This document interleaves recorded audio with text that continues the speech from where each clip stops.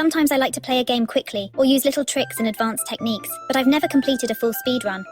I just don't have the dozens, if not hundreds of hours it takes to practice all the tricks and grind out runs. I'd never manage even a decent time at anything but the most simplistic or obscure indie game. Or so I thought. This is The Legend of Zelda for Broadcaster Teleview, an add-on for the Super Famicom.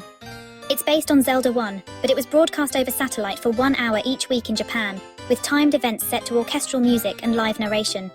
Unfortunately, there's no way to recreate the full experience. Fans have made a version of the game that strings together all 4 weeks in a row, but it would be a very boring speedrun because Ganon only shows up at a set time at the end of the last day. Fortunately, fans have also made another version of the game, which essentially ties the timed events to completing dungeons. So, after you beat both of the first day's dungeons, the shop starts selling the item that lets you access the second day's dungeons, and so on. This is the version of the game that some people actually play. When I was looking for gameplay videos of Broadcaster Teleview Zelda, I found it on speedrun.com, and I noticed something. Even in Ice Blue's world record run, there's no annoying basic movement, no wall clips, no frame-perfect glitches, and not even that much reliance on RNG. Just play the game. The better you play, the faster your time. I saw this and thought, this game actually looks fun to speedrun. So I played once, mostly blind, occasionally checking the speedrun when I got lost. Then, I played the version that has all 4 days, and noticed that it actually made for an easier experience, since the old man gives you hints on where to go next. Then I watched Ice Blue's run, and sketched out some simple directions for the dungeons. I downloaded LiveSplit and set it up. Then, I attempted my first ever speedrun.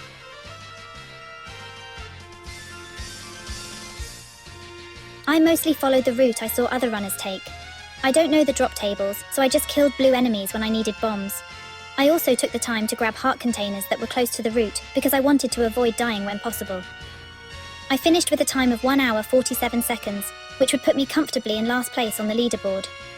During that first run, I missed multiple important items and had to backtrack or improvise, ran out of bombs and had to use my sword or exit the dungeon to farm for more, and generally had sloppy movement and amateurish sword fighting. But there were also parts I thought didn't go too badly. I knew I had the potential to do better. So I took some notes and tried again. It was going remarkably well at first, but then I died, and died, and died. Even so, I was beginning to feel more familiar with the game, and I finished in under 55 minutes. Like I said, I'm not made of time, so I decided that I would put at most a total of 24 hours into doing runs. Whatever I can manage in less than a day is the best I'll get.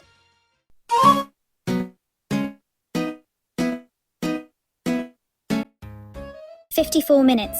Some parts went much better, and others went much worse. 44 minutes. Far from perfect, but there was only one major mistake that cost me over 5 minutes. If I could just survive dungeons 4 and 5, I had a real shot at sub 40. 45 minutes. Since I defeat more enemies than top runners, I decided to alter the route slightly, and use my extra rupees to buy more bombs, allowing me to play much more aggressively against the Darknuts and Dig Dogger. This helped a lot in dungeons 4 and 5, but I made various other mistakes, and didn't fully capitalize on my high number of bombs. Next time for sure. I tried again. I had a bit of a shaky start, but my strategy paid off perfectly. I got gold after gold, saving minutes compared to my PBs. I placed my bombs just right. I used the blue potion to defeat Patra faster than ever. I got just enough rupees at just the right times. It was all coming together. And then, I threw. I forgot how many bombs I needed for the triple Dodongo in Dungeon 8. I ended with a time of just over 40 minutes, my best run so far, but I didn't want to stop until I met my goal. I tried one more time, putting all my learnings into action. I used fast strats when I felt comfortable, and slow strats when I didn't. I didn't need perfection, I just needed consistency. I nearly died in Dungeon 1, but a fairy saved me, and by Dungeon 4 I could put my extra bomb strategy into action, which carried me into Dungeon 5. In 8 I forgot to get the silver arrows, but thankfully didn't lose too much time. I was easily on my way to sub 40. I just needed to beat Ganon. I landed the first hit, but then couldn't seem to find him. I tried staying near the wall, but that seemed to make his movement even worse.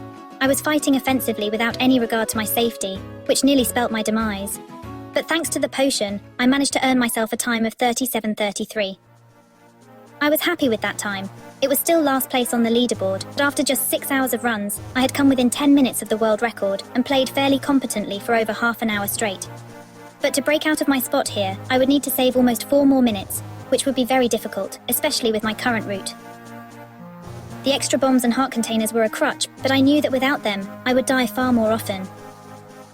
But there is one type of run where extra items aren't a hindrance, but a requirement. That's right, 100%. Not only would this category be less risky, there was also much more of a difference between the fastest and slowest times.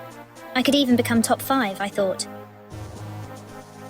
However, days before I started doing any percent runs, Klaus uploaded a sub 40 100% run. I had trouble getting 40 minutes in any percent, and now I'd have to do it while obtaining every inventory item and every heart container. So I went for it. Only a few dungeon maps needed changing, so I soon began playing. In any percent, most of my time saves came from knowledge, knowing where things are, how quickly certain things move, and which risks I could afford to take. But to cut down those last few minutes, I also needed to hone my dexterity. I focused on each enemy's movements and tried to react as quickly as possible, giving my all into each run. Playing felt good whether I was doing well or not, but I became almost afraid of beginning runs due to the pressure. After a few runs, I looked at the sum of all my best times, and noticed even that wouldn't be enough to reach 5th place. I decided to ease up on myself and take running less seriously, just having fun seeing how quickly I could go. I did still reset runs if they were going very poorly though. I considered any run which finished a minor success, and each PB a major success.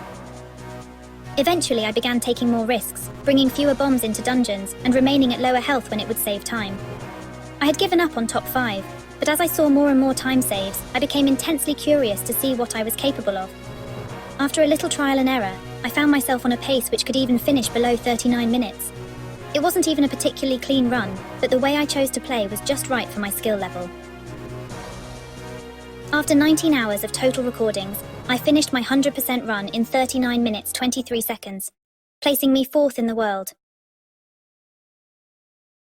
This was not the result I expected. In fact, I already wrote this part of the script assuming I would never reach 5th place. But I stand by my conclusion. I found I had both the most enjoyment and even the most success when I didn't let myself become overly serious about running. Everybody has a different approach, but that I've found mine after less than 24 hours may be the greatest success of this entire story. Almost a shame I don't actually plan to become a regular speedrunner, so there's nothing for me to do with that information. Oh well. Thanks for watching. I have no interest in becoming a YouTuber, so there's no reason to subscribe. But if you left a nice rating or comment, it would give me the happy brain chemicals.